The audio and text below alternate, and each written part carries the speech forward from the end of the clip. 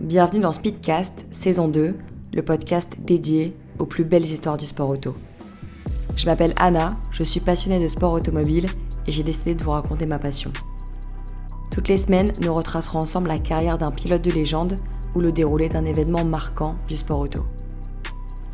La nuit tombe sur Le Mans. Dans le grondement des moteurs, un casque vert fend l'obscurité. Le vert, couleur que les superstitions disent maudite, est devenue sa signature. Chez lui, pas de malédiction, seulement la ténacité de celui qui revient toujours, malgré les épreuves. Il a tout connu. La F1 qui déçoit, l'endurance qu'il adopte, le feu, les blessures, les victoires.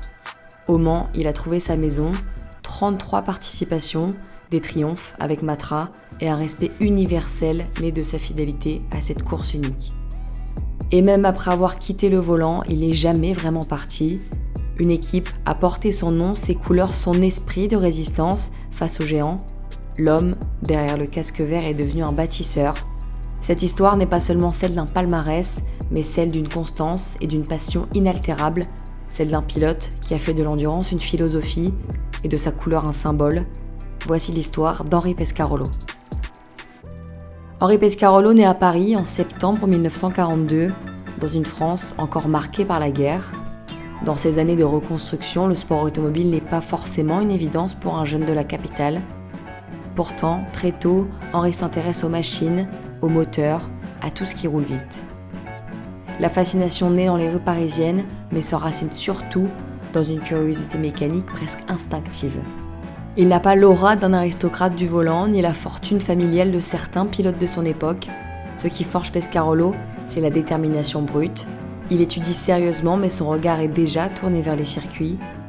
Dans le monde du sport auto français des années 60, Matra ouvre la voie, une marque ambitieuse qui rêve de se faire un nom face aux géants européens. Pescarolo trouve chez eux une maison, un tremplin et surtout une confiance.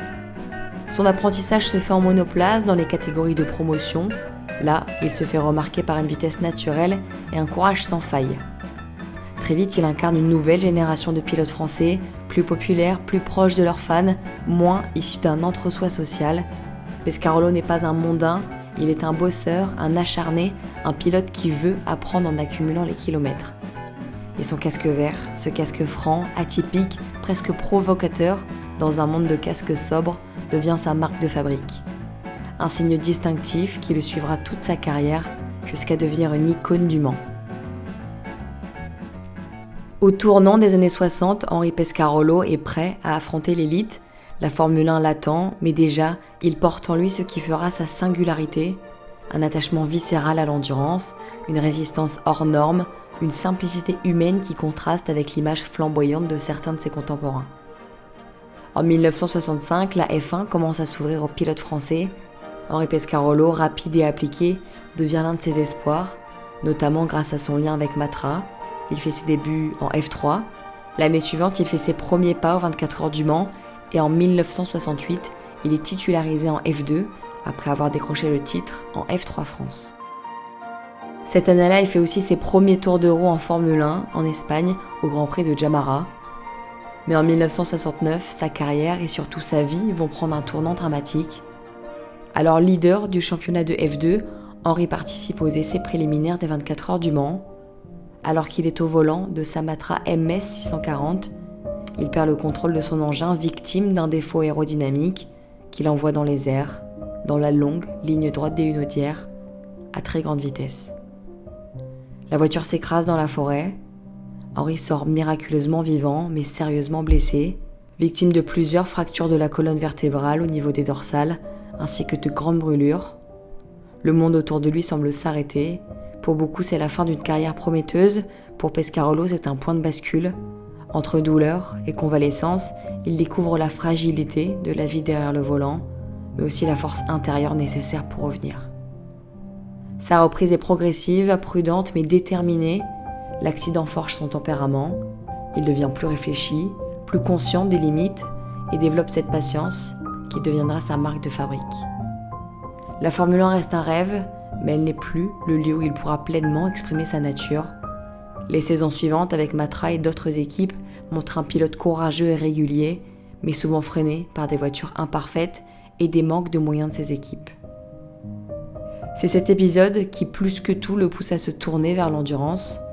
Là, il peut transformer son courage et sa discipline en un atout majeur, économiser ses forces, protéger la mécanique, maîtriser chaque virage et surtout revenir encore et encore. L'endurance devient alors une évidence pour Henri. Après l'accident, il comprend que la vitesse n'est pas tout. Il faut un format où la patience, la constance et la maîtrise du corps et de la machine sont primordiales. La Matra Simca et les prototypes qui suivent deviennent ses partenaires fidèles. Chaque course est un test physique et mental. Relais nocturne, pluie, chaleur, mécanique capricieuse, Pescarolo excelle dans cet art. Sa régularité, sa capacité à gérer ses relais et à protéger la voiture font de lui un pilier incontournable de l'équipe.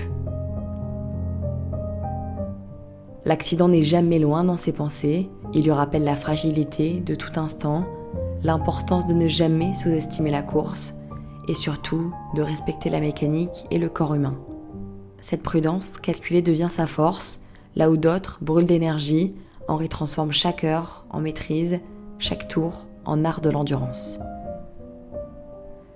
C'est dans cette discipline que sa légende commence vraiment. Il trouve au Mans ce qui lui manquait en F1, un espace où son courage, sa patience et sa fidélité deviennent des atouts, là où il peut, plus qu'ailleurs, inscrire son nom dans l'histoire. Le Mans, c'est la grande cathédrale du sport automobile. Pour beaucoup, c'est une épreuve de passage. Pour Henri Pescarolo, ce sera une vie entière. Là où d'autres venaient chercher un trophée ou une ligne de palmarès, lui a trouvé un foyer, une fidélité qui allait durer plus de 3 décennies. Avec Matra au début des années 70, Pescarolo vit ses plus belles heures. Aux côtés de Graham Hill, puis Gérard Larousse, il s'impose comme un homme fort de l'équipe française. 3 victoires consécutives en 72, 73 et 74 font de lui le nouveau visage tricolore.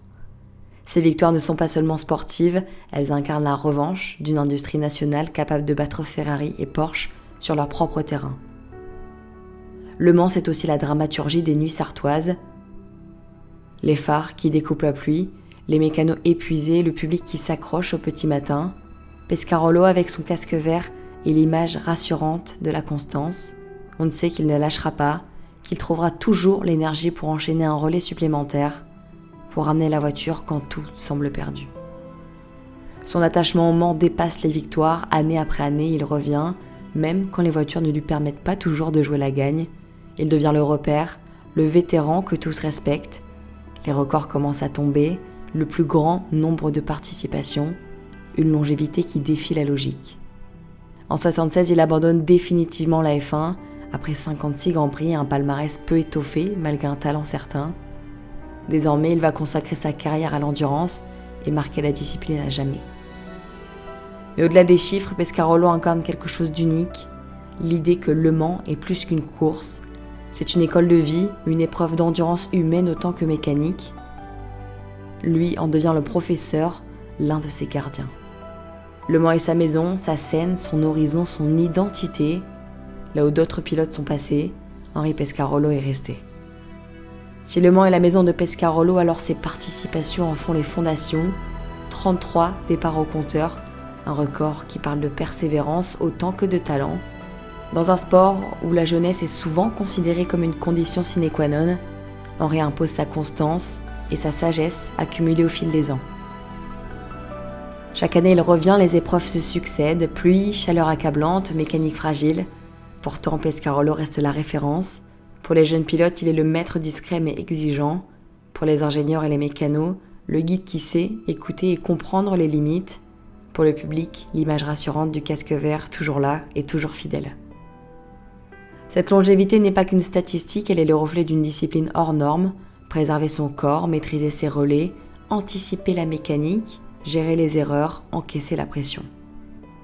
Chaque participation est un défi renouvelé, chaque arrivée un exploit silencieux. Les records tombent, mais ce qui frappe surtout, c'est la régularité, la capacité à revenir encore et encore malgré les risques et les accidents. Pescarolo ne court pas après la gloire facile, il court pour l'amour de la course, pour la beauté de la dureté. Il incarne l'endurance au sens le plus noble, physique, mental et moral. Le Mans n'a pas seulement vu passer un pilote, il a vu s'installer un monument vivant, un symbole de fidélité, de ténacité, qui a élevé la constance au rang d'art. Et même lorsque les victoires s'éloignent, son aura ne faiblit jamais. Celui sur qui tout le monde compte, celui qui sait transformer une course en une leçon de courage. Et quand le volant cesse de vibrer entre ses mains, Henri Pescarolo ne quitte pas la piste, il transforme sa passion en un projet plus vaste, Pescarolo Sport. Dans un garage modeste, une petite équipe française se lance dans la voiture des prototypes, défiant les géants du sport automobile. Pescarolo devient rapidement un symbole de courage et de ténacité. Ici, pas de budgets colossaux, pas de stars internationales, mais une fidélité sans faille, un savoir-faire accumulé et une conviction. La France peut créer ses voitures compétitives, même face à Audi, Peugeot ou Porsche. Chaque projet est une bataille, chaque course, un test d'ingéniosité. Henri ne se contente pas d'être un patron distant, il vit chaque course avec ses pilotes, chaque réglage comme si c'était lui qui était au volant. Sa réputation de capitaine exigeant, mais juste, se construit sur cette proximité. Il connaît chaque bouton, chaque réglage, chaque fatigue. Pescarolo Sport devient le prolongement de sa carrière de pilote. Rigueur, patience, endurance et amour du détail. Les couleurs vertes, symbole de son casque, deviennent celles de l'équipe. Sur les circuits, elles attirent l'attention et le respect, et même quand les victoires sont rares, l'esprit de Pescarolo ne faiblit jamais. Henri impose une philosophie dans un sport où tout semble compter moins que l'argent. L'humanité, la fidélité et la constance font la différence. Ainsi, le pilote devient bâtisseur, mentor, passeur de valeurs. Pescarolo Sport n'est pas seulement une écurie, c'est l'incarnation de la vision d'un homme qui a fait de l'endurance une école de vie et qui continue de transmettre sa passion aux générations suivantes. Pescarolo n'est pas seulement un patron ou un pilote d'écurie, il est devenu une légende vivante, un symbole de la fidélité et de l'endurance dans le sport automobile. Sa carrière, longue de plusieurs décennies, dépasse les statistiques. Ce qui frappe, c'est la constance, l'engagement et l'humilité avec lesquels il a traversé chaque épreuve. Son héritage se lit dans le respect qui inspire les jeunes pilotes d'aujourd'hui, dans la fidélité des mécaniciens qui ont travaillé à ses côtés et dans l'image de la France qu'il a portée sur les circuits du monde entier. Pescarolo a montré que l'on peut bâtir une carrière sans renoncer à ses valeurs. Et même quand il a quitté le volant, il est resté une figure incontournable au Mans. Pescarolo a continué de participer à des courses, formant de nouveaux pilotes, défendant l'esprit français dans le sport de plus en plus industrialisé. Dans le regard des fans et des pilotes, le casque vert n'est pas seulement un symbole. Il est l'icône de constance, de ténacité et de passion. Il rappelle que Le Mans n'est pas seulement une course, mais un lieu où la fidélité, la patience, l'endurance sont récompensées, parfois plus que par la victoire. Mais Henri, ce n'est pas seulement un homme de circuit, il est aussi un homme de voltige. Il a établi des records en ULM entre Paris et Londres, battu des exploits de vitesse, Paris-New York, Los Angeles-New York en avion monomoteur. Il a gagné la course Paris-Libreville en monomoteur en 84. Henri Pescarolo, qui a fêté ses 83 ans il y a quelques semaines, a fait du sport auto un art de vivre. Son nom est toujours gravé dans l'histoire, non seulement pour ses performances, mais pour l'exemple qu'il incarne, celui d'un homme qui a dédié sa vie à la course, sur et en dehors de la piste, et qui a su transmettre sa passion aux autres, faisant perdurer la légende du Mans et l'endurance française. Merci à tous d'avoir écouté ce voyage à travers la vie d'Henri Pescarolo. Si cet épisode vous a plu, n'hésitez pas à vous abonner, à partager cet épisode, à le noter et à le commenter sur vos plateformes de podcast préférées. Et nous on se retrouve dès la semaine prochaine pour un nouvel épisode de Speedcast, saison 2.